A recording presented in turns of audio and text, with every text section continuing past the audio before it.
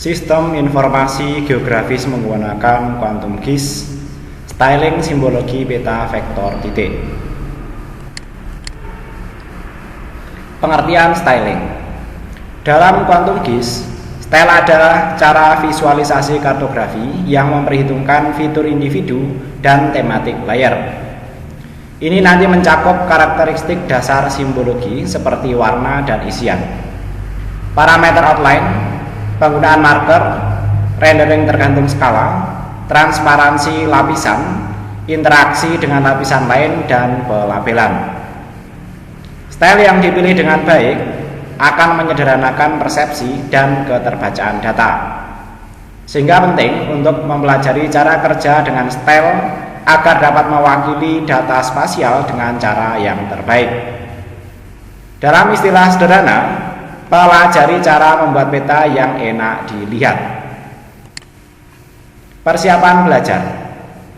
Materi ini hanya membahas style simbologi peta vektor titik saja. Beberapa materi styling mirip sekali dengan bab styling vektor poligon dan garis yang sudah dibahas sebelumnya.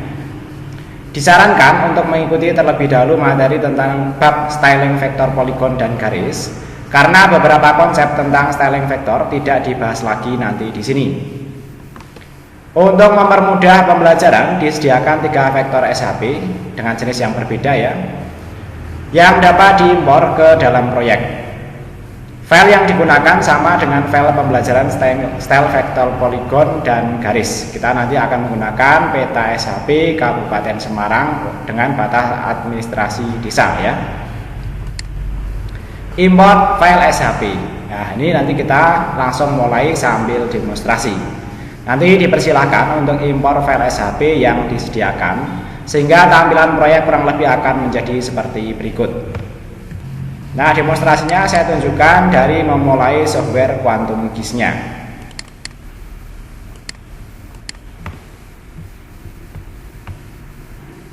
Oke, setelah quantum GIS terbuka, selanjutnya kita buka proyeknya ya. Untuk dalam demonstrasi ini ya, saya letakkan di folder demo ya, SIG 2025. Demo kita gunakan peta SHP yang Kabupaten Semarang. Nah, ini ya.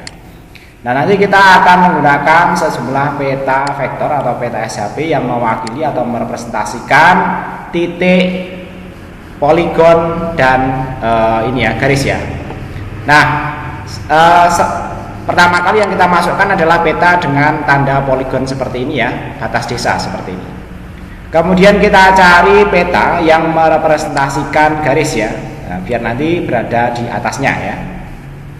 Untuk garis itu biasanya jalan ya. Nah, di sini ada jalan ya atau jembatan ya. Nah, ini jaringan jalan ya. Bisa juga sih tambahkan jembatan ya.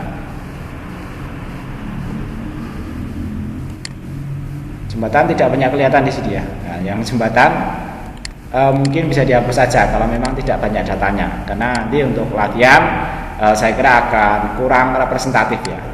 Nah, selanjutnya kita tambahkan untuk peta vektor titik ya. Vektor titik biasanya gedung ya. Gedung, cagar budaya, bangunan ya. Nah, ini tidak terlalu kelihatan ya. Kemudian bangunan. Nah, ini bangunan lebih banyak lagi ya. Oke, kita gunakan 2 ya, yaitu cagar budaya. Oh, cagar budaya ini poligon ya. Mungkin kita hapus saja biar kita tidak terlalu banyak poligon ya. Kita cari yang lainnya ya, misalnya makam ya. Nah, makam ya. Banyak ya, banyak juga, sehingga nanti kita dalam belajar kita kali ini kita gunakan 2 peta vektor titik dan lainnya ada garis dan poligon. Selanjutnya kita ikuti petunjuk pada presentasi ini agar pembelajaran kita lebih terstruktur dan sistematis. Aturan dan cara akses styling. Akses styling dapat dilakukan berdasarkan layer. Jadi, untuk melakukan styling suatu layer, silahkan ya. Langkah pertamanya adalah memilih layer mana yang akan diubah stylenya. Styling di quantum GIS merupakan bagian dari jendela properti layer. Nah, untuk mengaksesnya bisa dilakukan dengan double klik layer atau klik kanan layer lalu pilih properties. Jika tidak langsung masuk ke menu style, silahkan klik menu style. Nah, tapi nanti di quantum GIS yang versi 34 ya, istilahnya bukan style ya, tapi nanti di sini simbologi. Maksudnya nanti di sini ya. Yang di sini manunya tidak ada style ya untuk quantum keys yang versi 34. Sedangkan yang dijelaskan dalam presentasi itu adalah quantum keys yang versi 28 ya. Nah, untuk versi tagnya belum saya update, namun demikian untuk versi demonstrasinya ini langsung terlihat, sehingga nanti update-nya langsung terlihat dalam video pembelajaran ini ya. Nah, kemudian kita bisa lanjutkan ya mengenai aturan dan cara akses tiling. Nah, aturan dan cara akses tiling bisa diberikan terhadap layer maupun terhadap objek yang ada di dalamnya. Maksudnya stylenya bisa diberikan terhadap layer maupun terhadap objek yang ada di dalamnya. Dalam satu layer, objek dapat memberikan lebih dari diberikan lebih dari satu style yang overlay atau tumpang tindih. Misalnya objek titik yang diberikan dua style seperti berikut ini ya. Nah, misalnya di sini ya kita gunakan yang pertama ya, kita demonstrasikan yang pertama kita untuk yang bangunan ya, Nah, ini single simbol ya, dan di sini bisa kita tambahkan lebih dari satu style ya. Nah, warna merah dan warna seperti ini misalnya ya. Mungkin kita gunakan satunya warna yang perbedaannya ekstrim ya, merah dan biru misalnya ya, biar nanti kelihatan ya. Nah, hasilnya nanti akan seperti ini ya, markernya.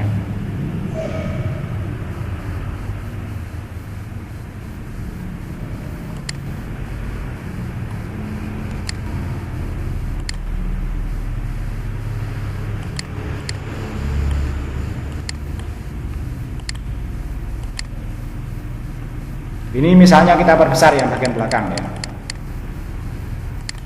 Nah, sehingga nanti akan kelihatan ya, depannya merah dan belakangnya nanti warna biru. Nah, ini yang dimaksud dengan dua style dalam satu layer yang sama ya. Oke, kita lanjutkan ya. Yang pertama adalah single simbol. Opsi ini nanti membolehkan kita untuk memilih sebuah style single yang akan diaplikasikan pada semua fitur pada layer. Pilihan tipe style ya. Pilihan tipe style pada objek pada single simbol ini nanti ada penanda elips, fillet marker, penanda huruf, geometri generator, penanda sederhana, penanda SVG, ada juga nanti vektor filmmaker. Nah, untuk geometri nanti geometri generator ya nanti kita abaikan dulu sebelum kita belajar tentang geometri. Oke, kita coba eksplorasi di sini ya sejumlah simbolisasi yang menggunakan single simbol. Nanti bisa diatur warnanya di sini ya. Masing-masing ya. Jadi nanti warna keseluruhannya nanti seperti ini ya di sini ya. Ini bisa kita rubah warnanya misalnya menjadi hijau ya. Semuanya menjadi hijau. Jadi nanti kalau kita rubah di sisi sini, di bawahnya akan ikut berubah. Tapi kalau kita hanya merubah di sisi sini saja, misalnya bagian ininya warnanya orange ya, maka yang berubah di sisi sininya saja ya. Sehingga nanti akan menghasilkan seperti ini hasilnya ya. Itu untuk masalah pewarnaan dan jumlah simbol yang digunakan. Nah, nanti biasanya yang belakang itu ukurannya yang lebih besar ya, biar nanti depannya kelihatan ya. Kemudian berikutnya di sini selain warna ada ukuran, ada stroke color ya. Jadi nanti warna garis tepinya ya. Misalnya ini saya rubah menjadi warna merah, hasilnya akan seperti apa? Nah, hasilnya nanti seperti ini ya, garis tepinya masing-masing akan berwarna merah ya. Untuk yang ini ya, misalnya kita coba rubah menjadi warna biru ya. Biru menjadi seperti ini, tapi tidak kelihatan ya. Kelihatannya nanti kalau kita perbesar ya.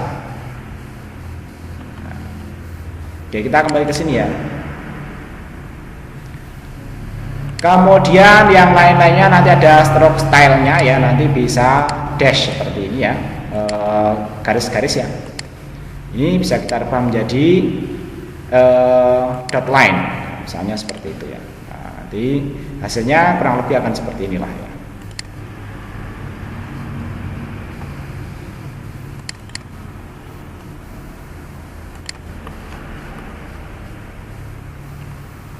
Nah, teman-teman nanti silakan dieksplor ya dan cari simbologi yang dinilai itu lebih baik ya. Kemudian stroke width-nya ya nanti bisa diperlebar juga ya. Nah, hasilnya nanti seperti ini. Kalau yang ini kita perbesar ya. Tapi ya kira-kira nanti kira-kira hasilnya biar bagus ya.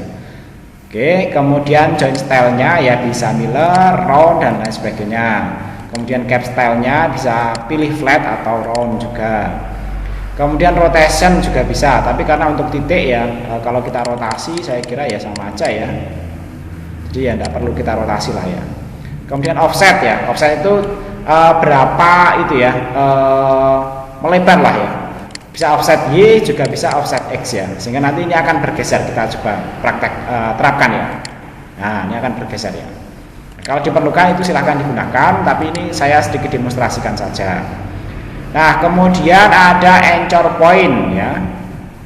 Nah titik tumpunya nanti bisa dirubah-rubah ya, bottom juga bisa ya, nanti bisa ke sini ya. Kemudian bisa top, nah nanti bisa seperti ini ya, untuk yang kasus ini ya. Misalnya kalau itu kita terapkan hasilnya akan seperti ini. Nah seperti ini ya. Itu nanti silakan coba dieksplorasi. Ini saya coba centerkan. Kemudian hanya bisa right, left, center juga. Nah nanti kalau ini yang right ya. Ini kita kembalikan ke center. Kemudian di sini untuk yang versi 34 ya, juga ada sejumlah simbologi ya. Nanti misalnya kita rubah menjadi seperti ini ya. Nanti akan hasilnya seperti ini ya. Nah nanti hasilnya seperti itu. Bisa juga bintang nanti ya. Nah ini ya.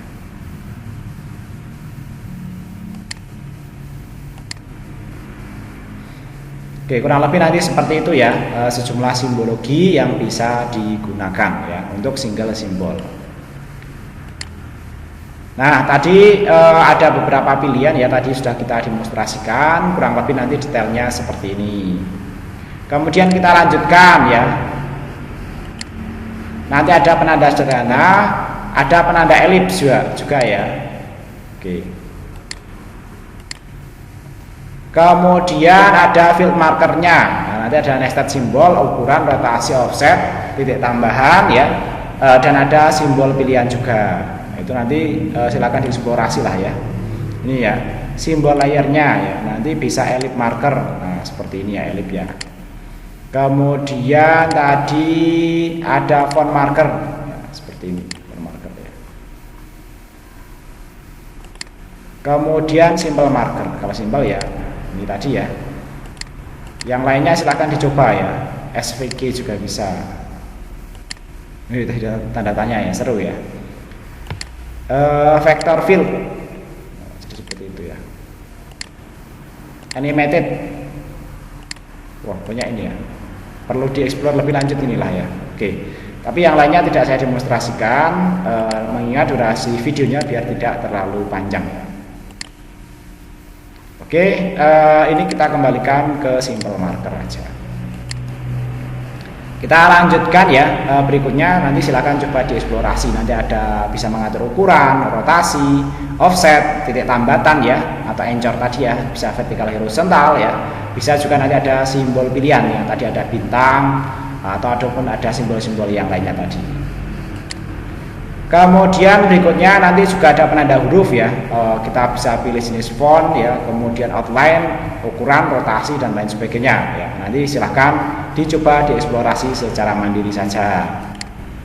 Kemudian ada penanda SVG juga, jadi macam-macam pilihannya ya. Nah selanjutnya ya, field marker ya, ada nested simbol juga ya, nanti ada dua tadi ya di sini ya, 1, 2, 3. Kita coba yang nested simbol ya. Di sini untuk nested ternyata di sini tidak gitu ya. Ini yang utama nestednya nanti di sini ya. Nah ini ternyata juga bisa dinaik turunkan. Ini kalau kita naikkan, yang biru nanti berada di atas ya, sehingga nanti yang ini yang kecil tidak kelihatan lah ya. Nah, jadi nanti bisa kita bolak-balik ya seperti ini ya. Nah ini, oke, kita lanjutkan ya, yaitu simbologi dikategorikan.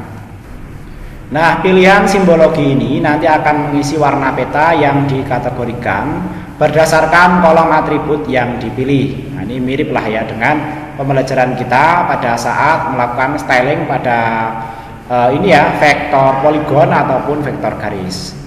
Nah, untuk memastikan pilihan atribut yang relevan, nanti silahkan periksa dulu atribut peta yang bersangkutan sebelum dilakukan styling. Jumlah kategori sebaiknya jangan terlalu banyak, karena kalau terlalu banyak dan kapasitas komputernya yang digunakan tidak memadai, kemungkinan quantum gist-nya akan error. Ini pengalaman saya sih ya. Nah, untuk latihan styling peta dikategorikan pada vektor titik, silahkan tambahkan file SHP sarana ibadah. Nah, tadi kita tambahkan yang lainnya aja lah ya. Tadi di sini kita sudah punya makam. Ini kita oke dulu saja.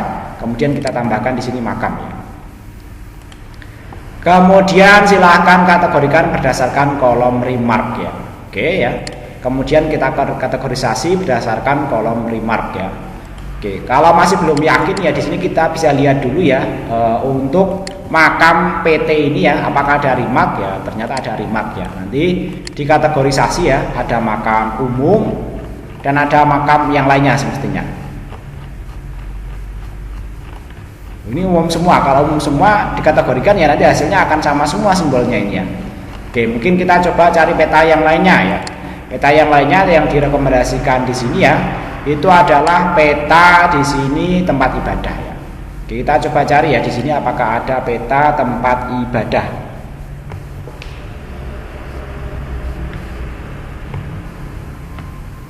Nah, di sini ada sarana ibadah, kita coba masukkan ya ke proyek kita ya. Oke, sarana ibadah kita lihat ya di sini ya. Untuk atribut-atributnya apa saja sih ya? Nah, ada masjid, gereja. Nah, ini cocok sekali untuk latihan ya, menggunakan dikategorikan. Yang ini kita hapus saja biar tidak terlihat rumit ya. Oke, kemudian untuk yang sarana tempat ibadah ini ya, kita lakukan simbologi secara kategorisasi ya, dengan value-nya berdasarkan remark ini, sehingga nanti kita akan memperoleh simbologi peta tempat ibadah yang berbeda sesuai dengan remark-nya ya. Misalnya kemudian kita klasifikasi seperti ini ya. Maka nanti hasilnya gereja berwarna hijau, masjid berwarna merah, kemudian peribadahan sosial lainnya berwarna ungu, pura kuning, dan vihara warna biru. Yang lainnya nanti akan diwarnai seperti ini ya, yang mungkin tidak ada remarknya ya.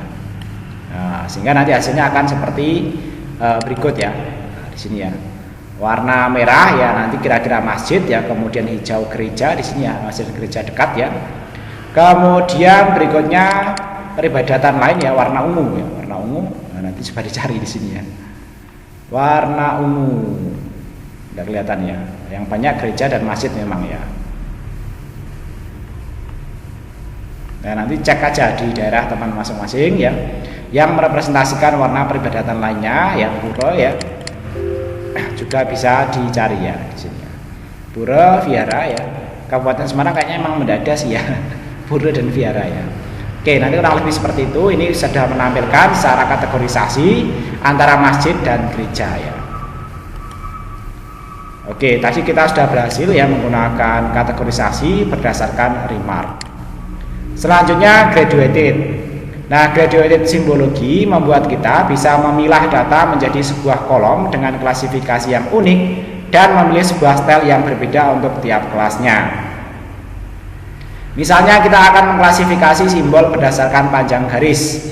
Nah, kita bisa klasifikasi otomatis berdasarkan kolom tersebut dengan pengaturan presisi di belakang koma dan interval klasifikasi yang dapat dikustomisasi. Metode klasifikasi bisa berdasarkan warna, juga bisa berdasarkan size atau ukurannya. Nah, ini contohnya yang graduated ya. Untuk graduated ya, ini semestinya ada sebuah nilai yang sifatnya gradasi ya.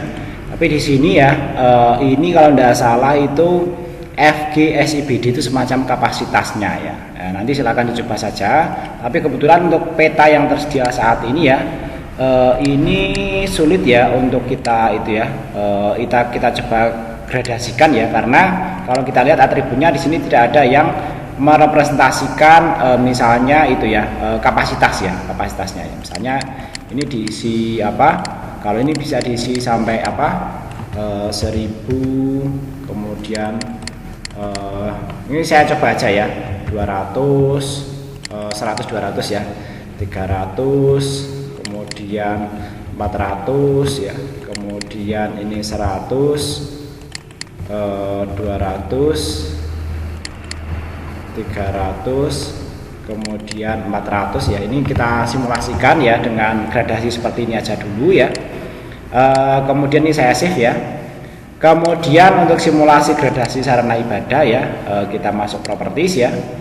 Kemudian kategoris ya, ini kita graduated ya, berdasarkan tadi di sini FGSBD ya. Kita coba bisa enggak ini ya? Nggak bisa sih ya. Ini tipenya itu harus merupakan luas, bisa enggak?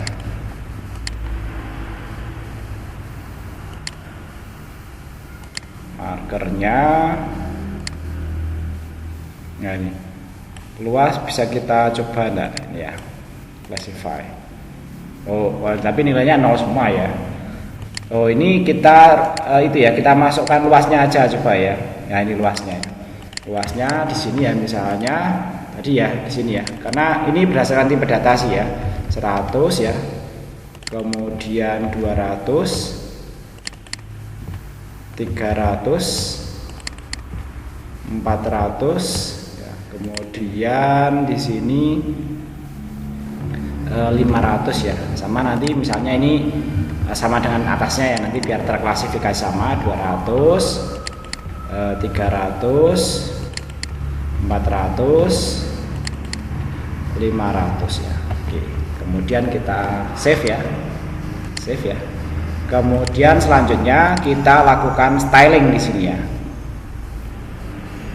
Properties di sini ya, tadi graduated berdasarkan tadi luas ya, luas ya. Kemudian ini kita classify ya. Hasilnya tidak 00 lagi ya, tapi 00 kemudian sampai 0 sampai 500 ya. Nanti hasilnya ya kurang lebih seperti ini ya, dari putih sampai nanti ada yang warna merah ya. Mungkin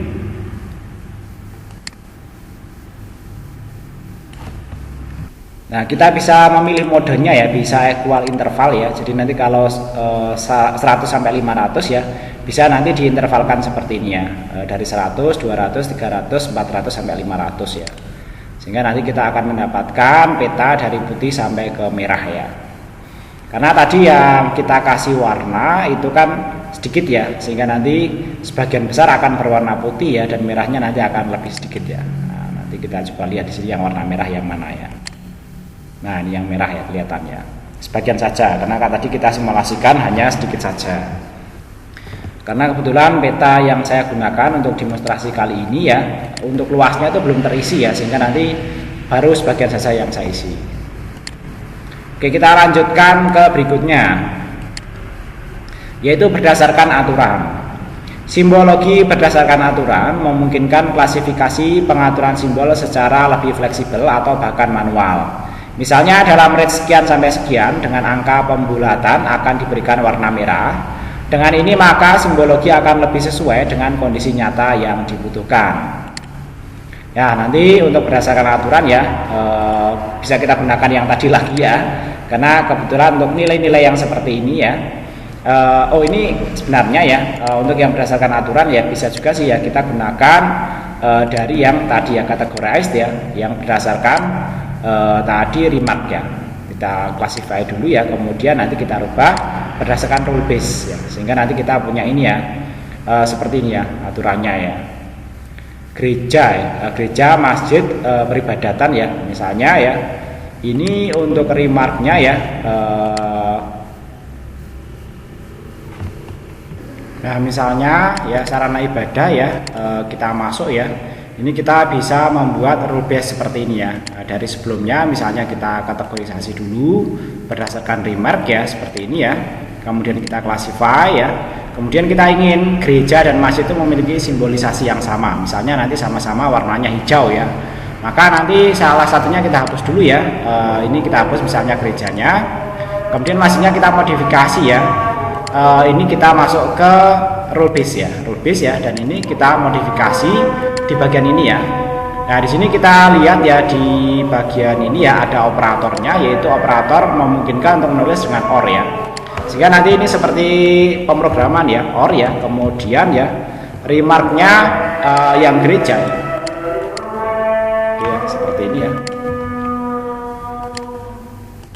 ini remark masjid dan gereja nanti akan dipilih ya dan memiliki warna yang sama ya. Warnanya sama-sama nanti misalnya hijau, sehingga nanti masjid dan gereja akan sama-sama memiliki warna hijau. Nah, tadi berdasarkan aturan demikian ya. Kemudian berikutnya kita juga bisa melakukan pemindaian titik ya. Simbologi pemindaian titik ya. Nah, tadi ini yang berdasarkan aturan ya. Simbologi pemindaian titik merupakan simbologi khusus untuk vektor titik. Nah, ini yang berbeda ya dengan ini ya, simbologi pada peta vektor yang lainnya. Nah, nanti dalam simbologi pemindaian titik ini memungkinkan membuat style simbol titik dengan ada buffer di sisi luarnya ya, mirip dengan dua simbol C ya. Nah, nanti kurang lebih seperti ini ya pemindaian titik ya. Oke, nanti kita coba ya. Kita masuk ke sini ya, kemudian kita pilih properties ya. Kemudian ini kita ke ini ternyata berbeda ya, ada heat map seperti ini ya. Ternyata yang versi 34 ada heat map seperti ini ya. Color remnya bisa seperti ini ya. Waypointnya ini misalnya yang luas tadi ya, kemudian kita apply.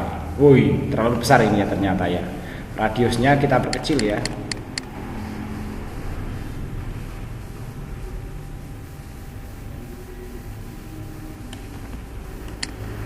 Tetap tidak bisa ya.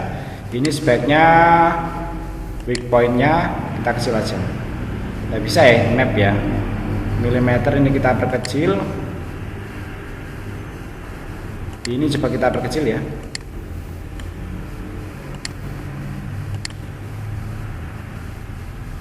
Misalnya ini kita masukkan remap. Wah, tetap tidak bisa ya. Untuk map coba nanti teman-teman silahkan di itu ya. Nah, ini untuk itu ya, point cluster ternyata ya. Dan ini nanti bisa diperkecil. Ini mirip yang point tadi ya. Nah, ini.